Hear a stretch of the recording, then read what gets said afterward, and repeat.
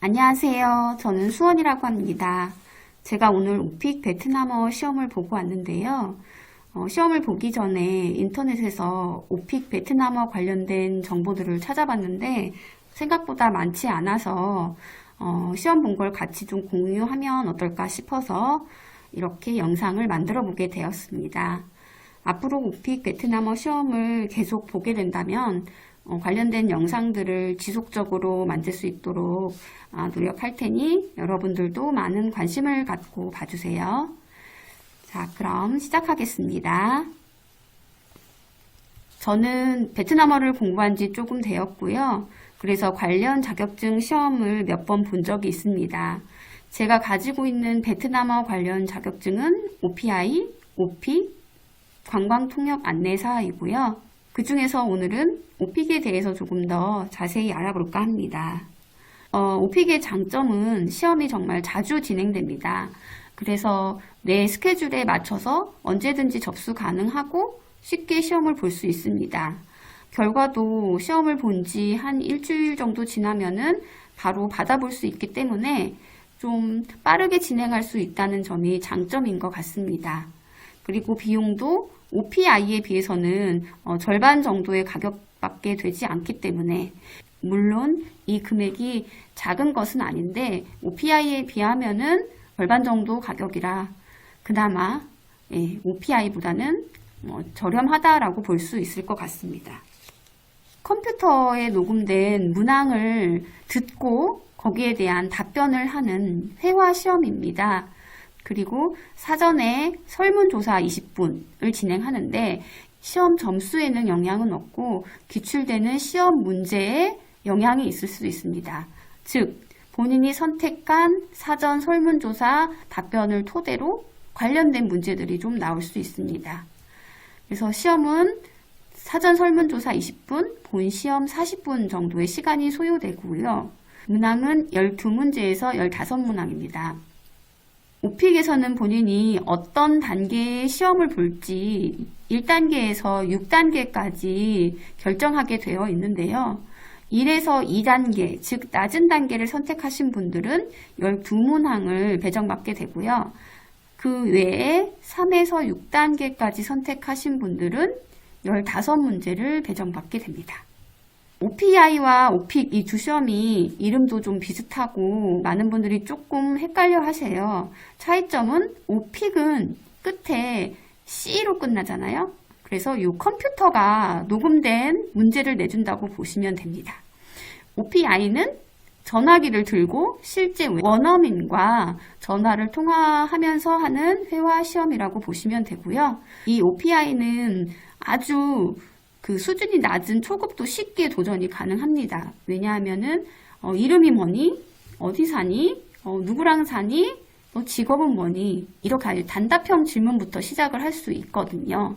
그래서 그 선생님이 답변자의 수준에 따라서 질문 난이도를 높이거나 낮추거나 할 수 있습니다. 또한 답변자도 내가 잘 못 들었거나 모르는 문제에 대해서는 잘 못 들었는데요. 다시 말해줄 수 있어요? 아니면은 제가 이 문제는 잘 모르겠는데 다른 문제 내주시면 안 될까요? 라고 이렇게 의견도 제출할 수 있는 시험이기 때문에 초급자도 쉽게 조금 도전할 수 있을 것 같습니다. 단점이라고 하면은 비용이 너무 비싸고 또 일정도 그 원어민과의 일정을 맞춰야 되기 때문에 그 원어민이 미국에 삽니다. 그래서 일정이라든지 시간차, 시차 등이 있기 때문에 맞추는 게 조금은 번거로운 부분이 있습니다. 그 외에 저는 관광통역 안내사 자격증을 따기 위해서 플렉스 일반 시험이라는 것을 봤는데요. 이 플렉스 일반 시험은 연 2회 정도 있고 듣기와 읽고 답에 대해서 객관식으로 푸는 필기 시험입니다. 이 플렉스 시험에서 600점 이상을 받아야만 이 관광통역 안내사를 볼 수 있는 첫 번째 자격이 주어지는 거고요. 그 이후에 필기 시험이 있습니다. 필기는 이 아래 과목들에 대해서 4과목을 필기 시험을 보고요. 또 2단계까지 합격한 사람에 한해서 3단계로 베트남어로 이 대면 인터뷰 시험이 있습니다. 이 대면 인터뷰는 여기 시험 봤던 필기 내용들이 기초로 들어가고요. 그 외에 관광 관련된 내용들이 좀 상당히 많이 제출됩니다. 이 관광 통역 안내사는 1년에 한 번 있고요. 플렉스를 처음 딸 때부터 마지막 면접까지, 그래서 마지막 면접은 보통 11월 말 정도에 있습니다. 준비 시간이 좀 상당히 길고 양도 되게 방대하다. 그래서 조금 어려운 시험이지만 많은 분들이 최근에 도전하고 있는 시험입니다. 저는 이렇게 3개가 있고 다른 여러 가지 베트남 시험도 많지만 오늘은 그 중에서 오픽 시험에 대해서 같이 좀 알아보도록 하겠습니다. 오픽 시험을 보려고 할 때 우선 본인의 목표 등급을 정하시는 것이 좋습니다.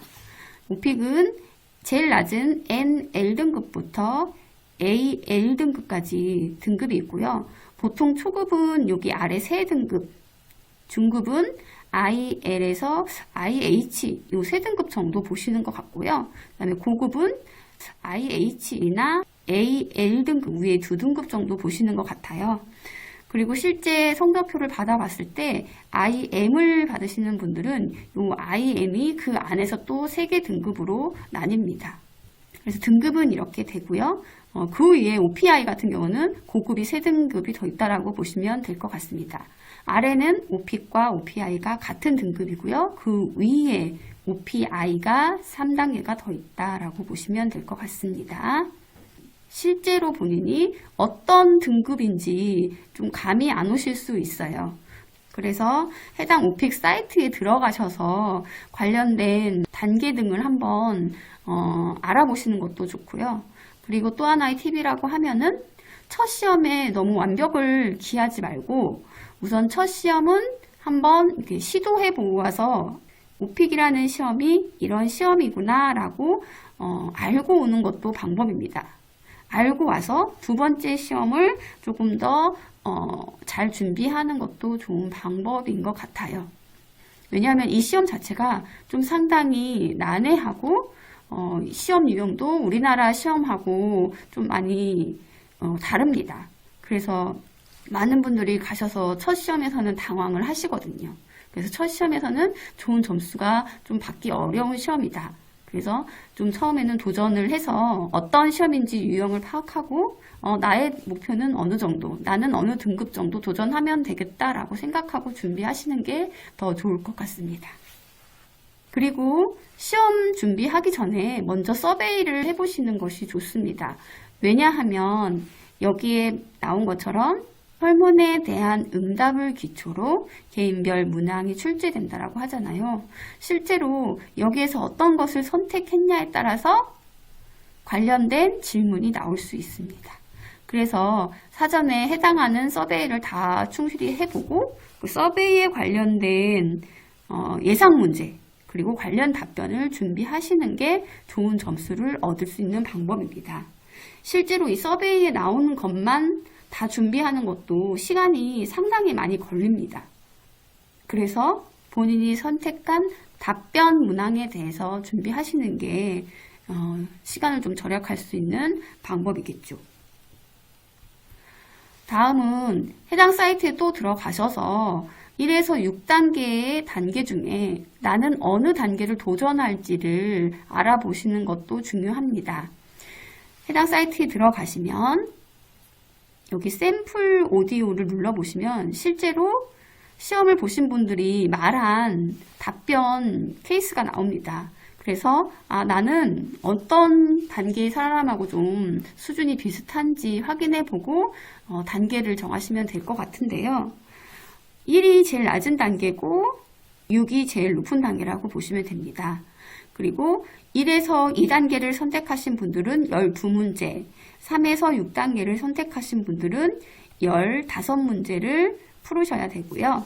물론 중간에 한 7문제 정도에 가시면은 그 6문제까지 풀었던 거를 토대로 나의 단계를 한번 조정할 수 있는 기회가 있습니다. 그때 중간에 한번 올리든지 내리든지 아니면 지금 그 단계를 유지하든지 선택해서 조정하시면 되고요. 이 단계가 나랑 안 맞아서 시간 내에 다 모든 문항을 풀지 못했어도 그 푸른 데까지만 한해서 이제 점수를 계산하게 됩니다. 오늘 제가 봤던 예시 문제입니다. 저는 3단계로 최초 선택을 했고요. 이후에 4단계로 한 단계를 좀 올렸습니다.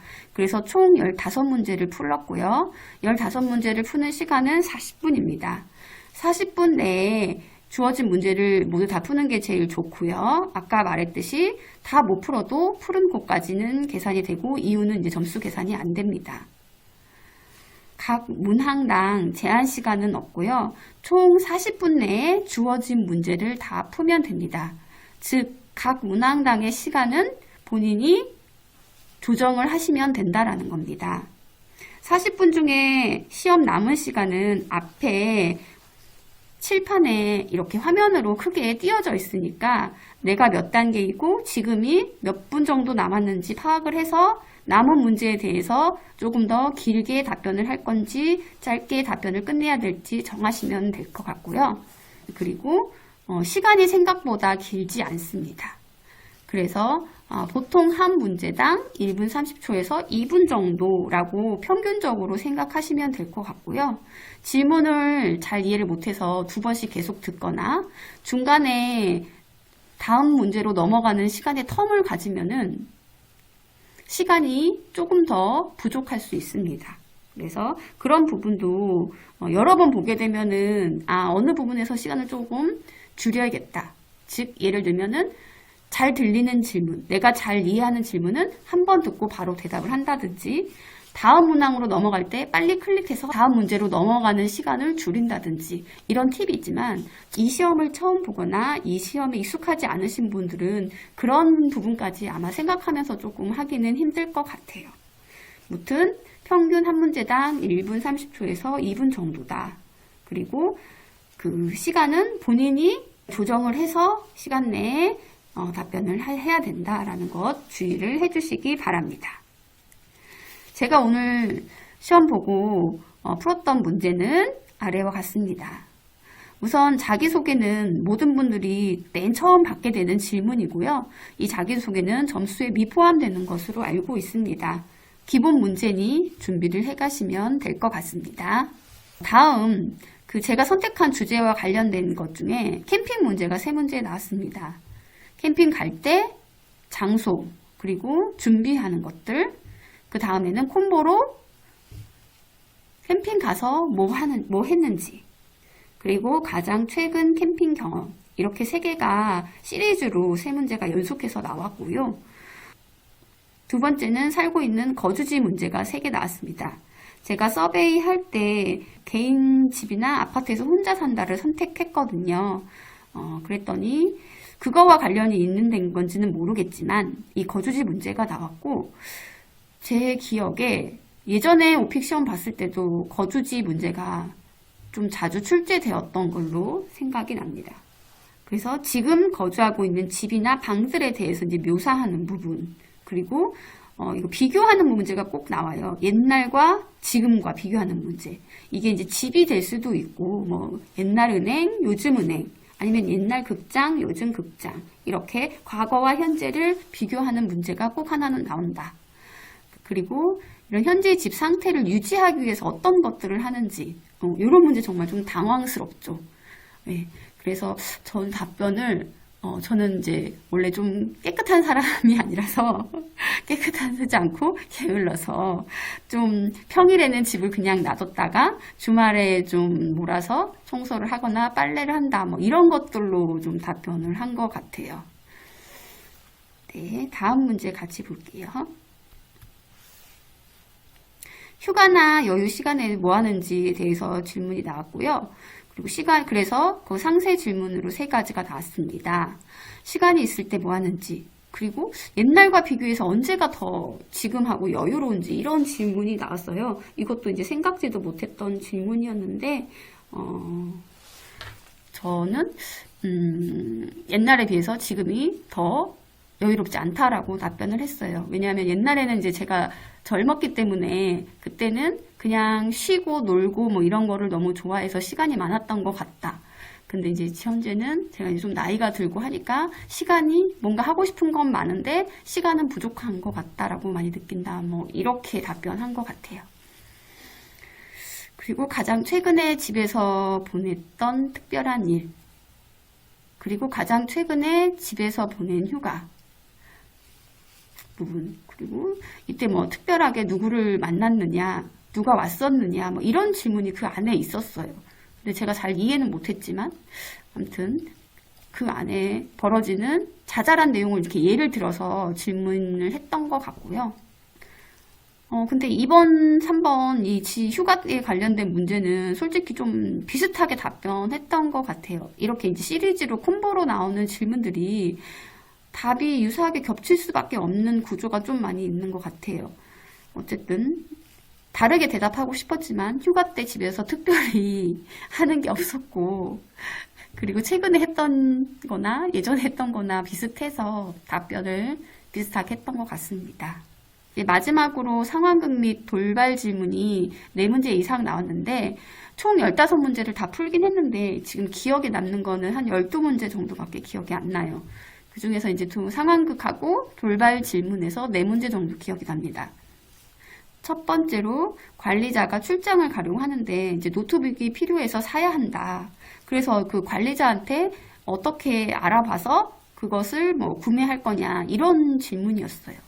이것도 조금 되게 난해했어요. 생각지도 못했고, 이 상황극은 제가 오픽 책이나 이런 데서도 본 적은 없는 것 같아서 저는 이제 상사를 예를 들어서 얘기했고, 그래서 이제 해외 출장 가려고 하는데 노트북이 필요하시다고 하는데 어떤 뭐 모델이나 뭐 사이즈나 사양이나 이런 게 필요하시냐라고 이제 물었고, 그거에 대해서 상사가 답변한 걸 내가 들은 것처럼 네, 어떤 사이즈요, 어떤 색깔이요, 네, 어떤 기능이요, 이런 식으로 답변을 했습니다. 그리고 다음 질문은 그 노트북에 이제 상사를 위해서 산 노트북에 문제가 생겼는데 어떻게 해결할 것인가 라고 해서 이거를 보통은 노트북 사면은 큰 문제 없고 문제가 나도 제가 답변한 것처럼 아주 치명적인 문제는 나지 않는데 답변을 어떻게 해야 될지 몰라가지고 제가 이제 상품을 받고 뜯어봤더니 색깔이 달라져 있더라. 이렇게 아주 말도 안 되는 요즘 그런 상황은 일어나지도 않는데 이제 그렇게 얘기를 했어요. 그래서 내일 모레 출장을 출발을 하셔야 되는데 그럼 제가 내일까지 확인을 해보고 그래서 내일까지 어떻게든 바꿔오겠다라고 해서 그 상사를 좀 안심시키고 이제 바꾸는 상황을 좀 얘기했던 그 케이스입니다. 그렇게 답변을 했던 것 같아요. 마지막으로 최근에 산 가전제품에 문제가 있었다면 무엇이고 어떻게 해결했냐. 제가 최근에 이제 노트북을 사긴 했었는데 그때 이제 이상한 소리가 나서 바꾼 경험이 있었어요. 그래서 그냥 머릿속에 가장 먼저 떠올랐던 게 그 사건이었고, 이제 그 사건을 설명을 하려고 하다 보니 뭐 소음, 뭐 이상한 잡음 이런 단어가 딱 떠오르지 않더라고요. 그래서 이제 좀 풀어서 설명을 하긴 했는데 아마 틀렸던 것 같아요. 그래서 무튼 소음이 발생했고, 그래서 산 곳에 문의를 해보니 서비스 센터에서 그게 소음 이상이 있는지 맞는지 확인을 한 다음에만 확인이 되면 교환을 해주겠다라는 답변을 받았고, 그래서 서비스 센터 가서 그거를 그 소음이 있다는 증명서를 받고 교환을 했다라고 답변을 했습니다. 이것도 좀 되게 어려웠고, 다행히 제가 앞에 문제들에 대해서 시간을 좀 많이 벌어놔서 뒤에 좀 상황극 할 때 시간이 좀 많이 남았어요. 그래가지고 그때 조금 천천히 이제 생각하면서 좀 답변할 수 있었던 것 같아요. 예전에 제가 시험을 봤었을 때 시간이 너무 부족했던 기억이 있었어요. 그래서 이번에는 어떻게든 조금 빨리빨리 마무리 짓는 걸 해봐야겠다라고 해서 앞에 문제들을 조금 빠르게 풀었고요. 그러다 보니까 한 중반 이후 넘어갔을 때 시간이 조금 여유가 있더라고요. 그래서 이 상황이나 돌발 질문할 때 조금 그 시간을 활용하긴 했습니다. 그 다음에 마지막으로 기억나는 거는 그 시험 감독관에게, 그 마이였죠. 마이 씨에게 휴가에 대해서 세네 가지 뭐 질문을 해봐라 이런 거였었어요. 그래가지고 너는 보통 휴가 갈 때 뭐 누구랑 가니? 어디 가니? 뭐 추천해 줄 만한 휴가지 있니? 이런 거를 이제 제가 질문을 한 것 같아요. 근데 위에서 제가 휴가나 여유 시간 있을 때 했던 거 그런 단어랑 좀 많이 겹쳤어요. 그래서 하면서도 조금 찝찝하긴 했는데 무튼 이렇게 해서 총 12가지 질문이 지금 생각이 나고 풀긴 15가지를 풀었던 것 같아요. 그러면 다음 시간에는 직접 오픽 사이트에 들어가서 오픽에 관한 정보들을 좀 알아보고 서베이를 같이 한번 직접 해보도록 하겠습니다. 지금까지 저희 영상을 시청해 주셔서 감사합니다.